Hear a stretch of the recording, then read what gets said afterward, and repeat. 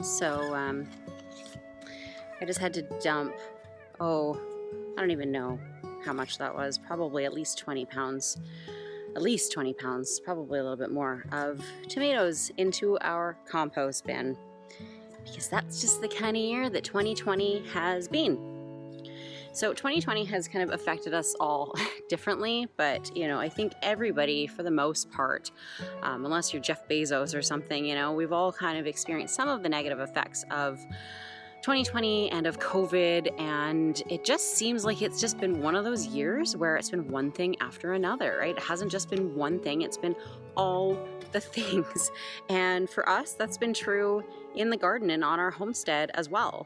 So while our garden certainly was not a total loss, not by any stretch of the imagination, we did encounter some problems this year that we've just never had before, and we did lose a lot of crops just to circumstances that were beyond our control, mainly just the weather, having a really late season, like with those tomatoes. I swear this is the last time I'm going to talk about the tomatoes for anybody who's been following along for a while, but they were just so disheartening this year because we had such a cool start to the season and such a late growing season. We produced a lot. We did everything we could, and we produced a whole bunch, but nothing ripened. And then the ones that we had ripening indoors, a lot of them just kind of rotted before they could ripen because they were just so green when we had to pull them, because then we got a frost. And it can be really hard as a gardener, as a homesteader, when you have put in months of hard work and patience and anticipation waiting for these crops, and then you lose them. It's a hard blow to take.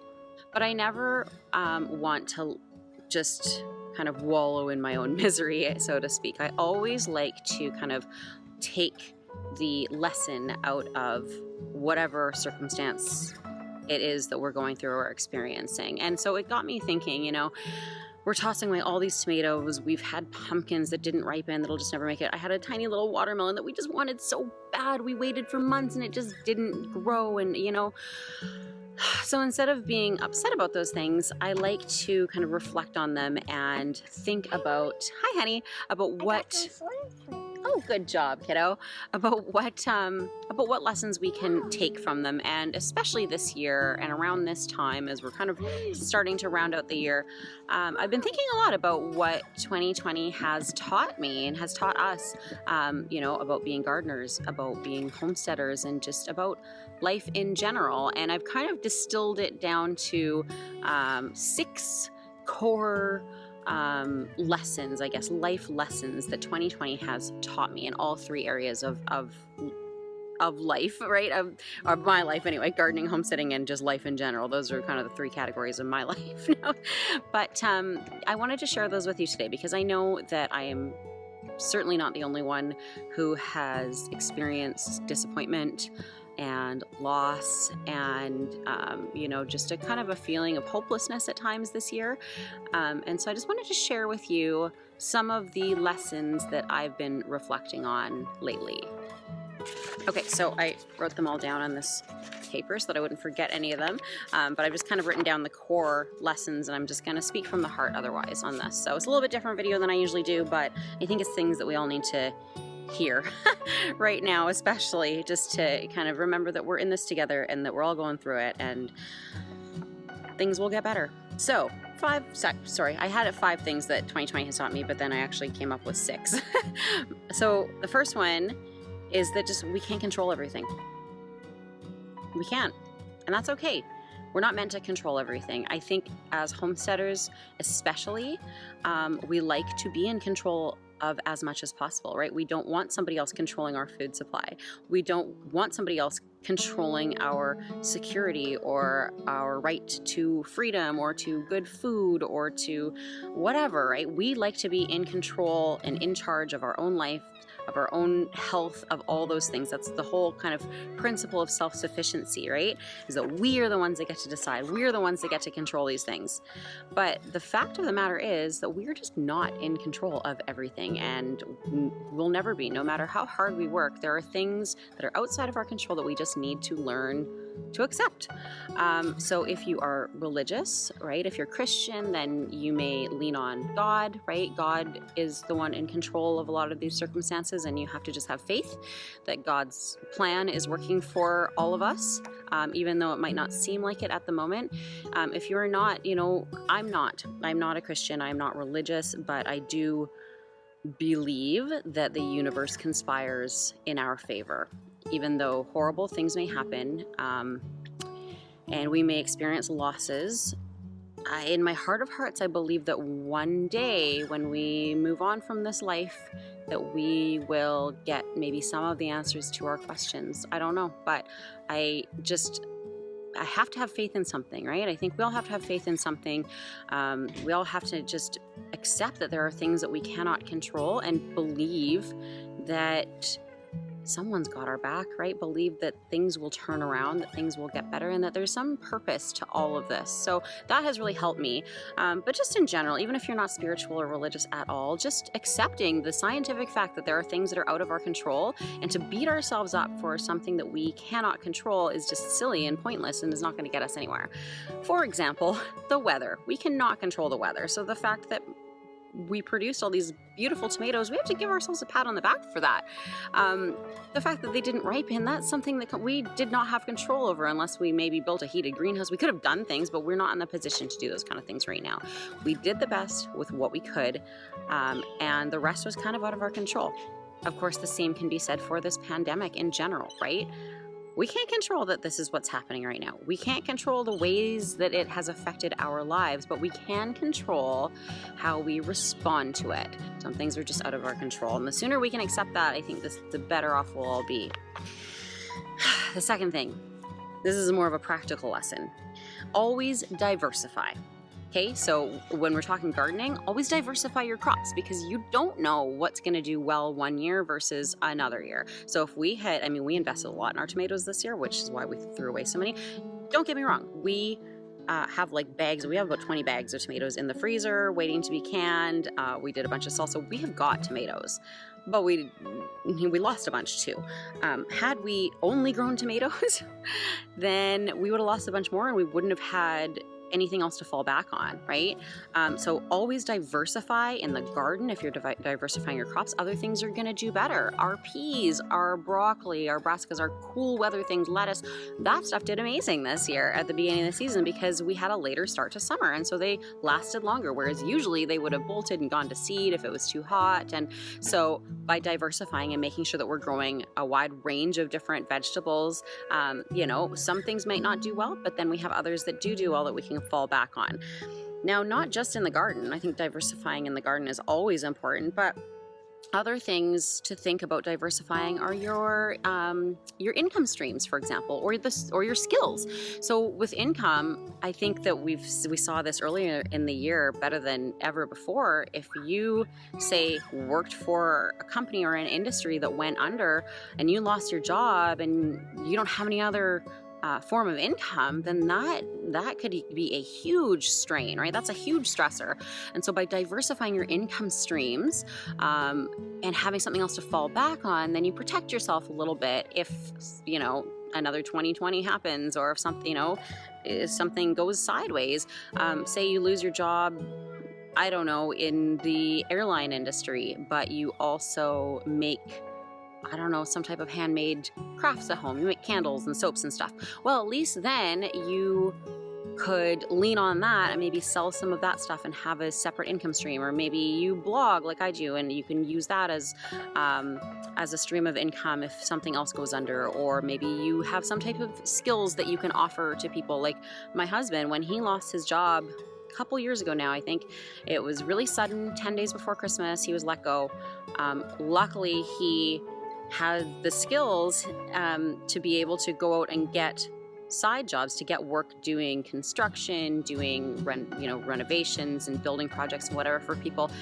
So we didn't lose our home, quite honestly. I thought we might for a while. It was very scary, but by having, diversified income streams and also skills, right? Skills that you can use in place, of your regular job or whatever it may be.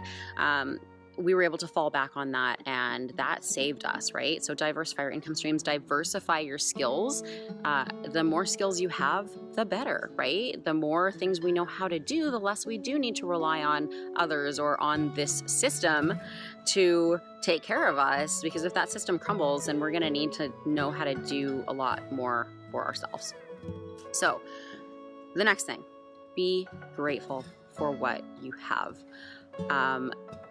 I have learned through all of this year, as much as there's been disappointment and loss, that it just highlights the good, right? You cannot have good without the bad. And so having more of that bad this year, and I mean, I'm talking not just the pandemic or losing things in the garden. I just lost a good friend this week. I lost a family member the other week. It's just been one thing after another, it seems. And from talking to people, I feel like that's a general theme this year, is it's just one kind of piece of bad news on top of the other.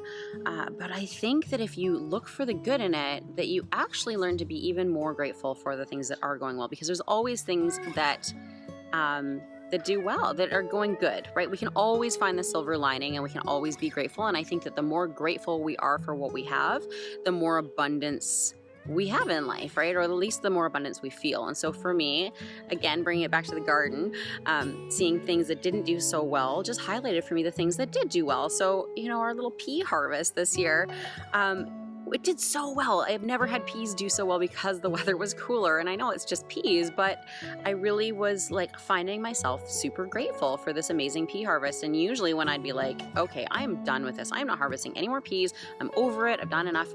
I saw the value in having this continued harvest this year, because I know last year we didn't get a great pea harvest. We had good tomatoes. This year we had great peas, not good tomatoes. And so I really learned to be appreciative of what we had going for us in the garden, and I took advantage of all of it. I preserved as much as I could. We enjoyed it all. Anytime I was feeling sick of it or over it, I just reminded myself that next year we could not have that, and I need to be grateful for what we have right now in the moment. And that goes for all areas of our life, right? So be grateful for what you have. There is always good to be found. You lose somebody close to you and it's devastating, but you need to also remember who you have left, and remember to, love them and cherish those relationships, and cherish all the good things that you have going for you, right? So the fourth thing is just that there are lessons to be learned in everything we do and everything we experience. And so long as we seek to learn the lessons, there's no such thing as failure, right? I think it's so easy. We beat ourselves up, and we can be so judgmental of each other and failures or perceived failures in our lives. And again, whether that goes for losing a crop in the garden, or things not growing well, or, not getting around to preserving as much food as we wanted, or losing jobs, or whatever it is. If we can look at that and say, what's the lesson to be learned out of this, and how can I make things better in the future? And we can seek and find those lessons to improve our lives going forward, to improve our gardens, to improve our homesteads, to improve everything, right? Then I don't think there is such a thing as failure. I think that we learn best actually from our mistakes, and most successful people will actually tell you that most of the lessons that they've learned that have helped them to be successful came from mistakes and failures that they have had. So I think that it's easy to look at all the bad and all the negative, especially this year. But if we seek to find the lessons in everything and to find the good, right, to be grateful and to learn the lessons and do better in the future, then there's no such thing as failure, right? It's only helping us on our path to long-term success. Next thing is that we always need to hope for the best, but prepare for the worst. And I think this is a tenet of modern homesteading and this idea of being self-sufficient, right? nobody wants like the apocalypse to come, right? Nobody, I hope, wants the end of the world, or for the economy to tank, or for a pandemic to take over, or any of these things, right? But we also have to be realists. We have to hope that those things don't happen, but we have to be realists too and understand that these things can and do happen, and none of us are immune, and we need to prepare adequately for that. So if you weren't prepared before COVID hit, then hopefully this year has taught you and taught all of us that we need to be better prepared going forward. And it doesn't mean that we need to expect or hope for or even welcome doom and gloom or anything like that. I think that we, if anything, we really need to have a positive attitude, lift each other up, hope for the best going forward. Hope 2021 is a better year. Hope our gardens do better the next time around, but just understand that that might not be the case. And accept it, right? Be okay with that if it's not the case, because there's things that are out of our control. And then B, go through all the other things that I just talked about, right? Diversify. Think about what you need to be prepared going forward should things go sideways again or continue to go sideways. Be grateful for the things you do have. Keep a positive attitude, right? Look for the lessons in every experience. All of it kind of leads into this hoping for the best, keeping a positive attitude, but be prepared for things to suck for a while longer, or to get worse, or for something else unexpected to come along, because that's part of life and these things can and do happen. And the better prepared we are ahead of time, the more resilient we will be when something unexpected comes at us. Okay, and then the final thing is just that there's always next year. And that's where I had those 5 things, and I decided to add this one at the end because I don't think there's a better lifestyle than homesteading and being a gardener to kind of teach you that life is always happening in a cycle, right? It's not like there's, I don't believe there's kind of this beginning and end. I think that one ending is just another beginning, and you can look at that how you will. You can take that spiritually and think about that maybe when we leave this earth, that's the beginning of another life or dimension somewhere else. It's completely up to you how you interpret that. But as a gardener, I can say for a fact that when one season ends, that is just the beginning of the next cycle, right? The next season and then the next year. And so ending this summer doesn't, if we lost some crops, that doesn't mean that's it and we suck as gardeners and they'll never get another chance. No, the cycle continues. It's just restarting itself now. And we're going to take all those lessons again and try to apply them, next year and try to do things better. And every year we get another chance, right? So there's always next year. If this year wasn't what we hoped it would be, hopefully next year will be better, and we'll do what we can to make it better in the garden, in life, being prepared, all those things that we can control, but also be ready to accept the things that we can't. And if things don't go the way we want next year too, then we just have to remember that there's always the next year. Eventually things will get better. And all of this hardship that some of us are facing, all of the disappointments this year, all of the canceled events, the failed crops, the everything, right? If we take all of these lessons to heart and these kind of core principles that I feel like that it's taught me, these core lessons, right? I think that it just builds our resilience and makes us better, stronger, more capable, more empathetic human beings and homesteaders going forward. And I think that that is truly what the world needs right now. So anyway, a little bit different video, a little bit of me rambling. I was a little bit upset at those tomatoes, but I thought, hey, how can I make the best of this, right? Not just what can I learn, but also how can I make the best of this situation? Okay, so I'm gonna use it. Instead of just tossing my tomatoes away and that's it, I'm gonna use that to kind of spur this conversation, or to make a video about this and about the lessons that it's taught me. And then in that sense, those tomatoes that I just tossed in the compost aren't wasted. I've made something out of them. And they're not wasted anyway. They're going to decompose into compost, and we'll use that compost to grow more in, subsequent years. But you know what I mean? Like, it's just about trying to make the best of a bad situation and use it to our advantage. And just do our best going forward, and just go a little bit easier on ourselves, because this has been a hard year on all of us in various ways, but a lot of us, I think, are very blessed too, and we need to just remember that and see the good in every situation. Anyway, that's it for now. I would love to know what you have taken out of 2020. What lessons have you learned? What hardships have you faced and overcome? Let me know. Leave a comment below. Let me know kind of where you're at as we start to come to the close of 2020 and of this year, right? How are we going to improve things going forward? What are you doing to make the best of 2020 in your garden, on your homestead, and in life? Let me know down below. And again, if you found this useful, then remember to hit like and subscribe, and I will see you back here next week.